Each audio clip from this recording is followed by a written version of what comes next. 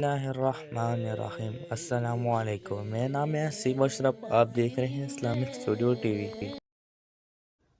آج میں جس کے بارے میں بات کرنے جا رہا ہوں، یہ واقعہ ایک عورت صحافی اور طالبان کے درمیان ہے۔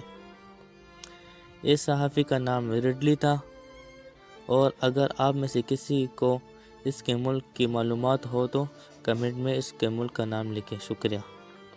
اسی طرح کیونکہ یہ ایک صحافی تھی، یہ ہر ملک کا سروے کرتی تھی۔ طالبان کو اس صحافی پر شک ہوا کہ یہ جاسوسی کرتی ہے۔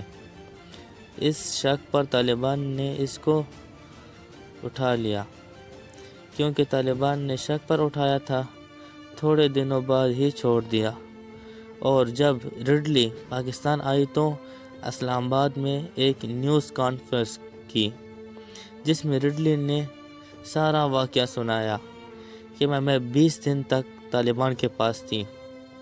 ان 20 دنوں میں ایک بھی آدمی میرے پاس نہیں آیا، اور میری خدمت کے لیے عورتیں تھیں جو مجھ کو کھانا دیتی تھی اور خدمت کرتی تھی، اور جو عزت مجھ کو طالبان نے دی، آج تک یہ عزت مجھ کو میرے ماں باپ نے بھی نہیں دی۔